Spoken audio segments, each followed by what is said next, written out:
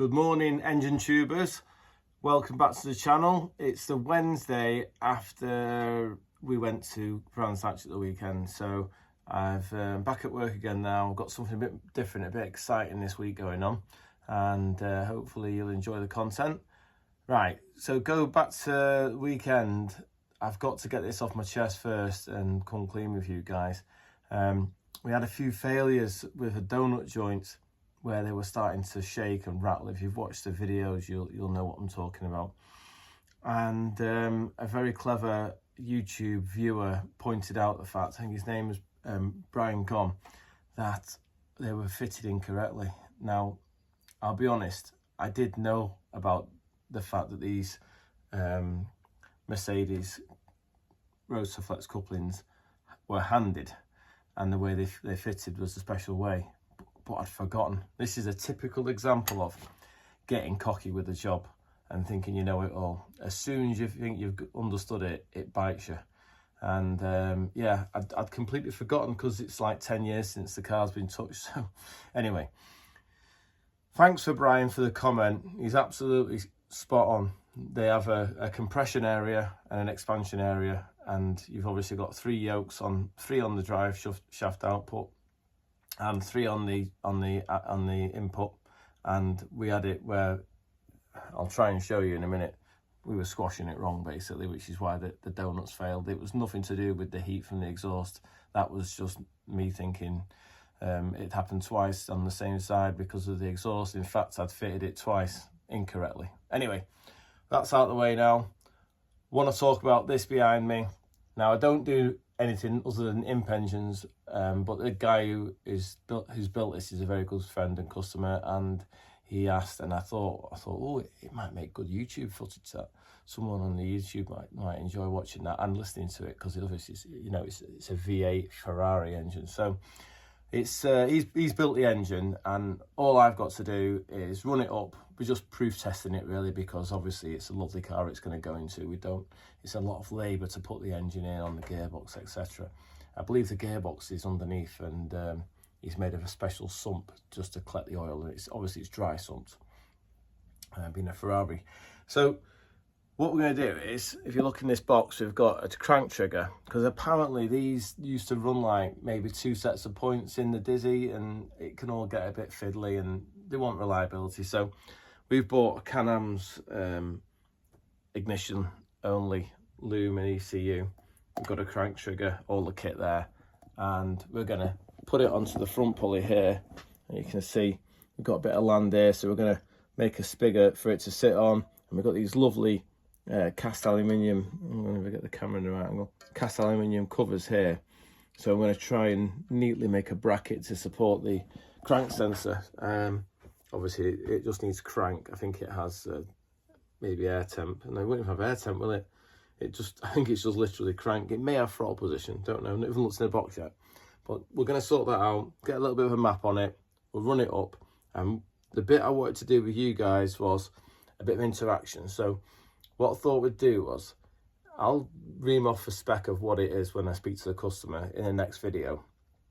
And then, if you fancy it, put a prediction of how many horsepower it's going to make, and in the comments section. And then what I'll do is, the person that guesses the closest figure to what it actually produces wins, are you ready for it, a Shrigley t-shirt. Now I have some t-shirts made. I'll just take you through and show them. I'll just turn the phone around. Right, sorry about that, we've not quite mastered the editing side. This is a Shrigley t-shirt, just in grey. You can get them in any size you want. We can even put your name underneath if you want. Just contact me if you're the person that gets the closest. And then on the back it says, the proof of the pudding is in the eating. And that's a saying that came from the chap, a very special chap called Dave Morris. And Dave Morris was a guy who was a retired engineer stroke tutor at the college, and that's in my old workshop. Unfortunately he's not with us anymore, but I keep that picture of him on top of my bench where I work, because he keeps an eye on me. If ever I had a problem engineering wise, all I had to do was ask this chap. He was awesome. He was always down at the workshop with me, And what he didn't know wasn't worth knowing. The guy was mega. And then this is his stool from his workshop that he gave me. And that's my thinking stool. So if I get really stuck, I sit on that stool and I think, what would Dave have done? Anyway, going back, I could have done with Dave on Sunday when we had these donut joints ready, because he would have spotted this instantly. But yeah, if you look, we've had the compression side there. So we've had the yoke pressing. If you look, it's thinner, it's beefed up here, so we should have had the compression there. So just total oversight and bad fitment. So yeah, I've got it off my chest now. Just a mistake. We're only human. You're only as good as the last job you did, someone said to me once. So yeah, we'll have to keep our eyes open and pay attention. And I'll be giving Will Parry a ring as well, because he didn't spot it either and he was helping me and he's cleverer than me. Anyway, there's the Ferrari engine. Yesterday was Tuesday. I bolted it on the dyno yesterday, and Will Parry, the exhaust man, he made me a new flange, because my original flange was looking a bit tired and it wasn't quite 100% clocked up. It had a tiny shimmer on it. It just had too much clearance where it indexed on the 7 1/4 clutch. So he's made this, and we've closed everything right up, so it's dead snug. So there's no chance of it running out even a thou. It's bob on. So very important for the balance. Imagine you've got the engine doing lots of RPM. So we've got the new drive shaft flange on. Obviously we've got to finish the exhaust. I'm going to take this off next. I might do a bit of a video on how to make the spigot for the front to support it. Obviously I don't want to modify this. I want to make something that goes on, that's going to ideally pinch it. And what I'd like to do is I'd like to make it so for the time being we can move it, because where it sees the 90 degrees before job on the trigger, but I'd like to be able to set it up in the ECU and get it absolutely spot on, and then we'll drill it and pin it, or put a grub screw in it just so it can't move. So yeah, there's the Ferrari engine. Lovely, most, you know, really aesthetically pleasing engine. If you look with the carburetors, etc., they just look absolutely awesome. It's a shame they're hidden away underneath the back of the car where you can't really see them. They're like, I think they're transverse with the gearbox underneath like a Mini. I'm not that well up on the engines at all. But yeah, lovely bit of kit. It's not quite as good looking as a BDA engine. That is my favourite all-time, you know, aesthetically correct engine. But yeah, it's halfway there.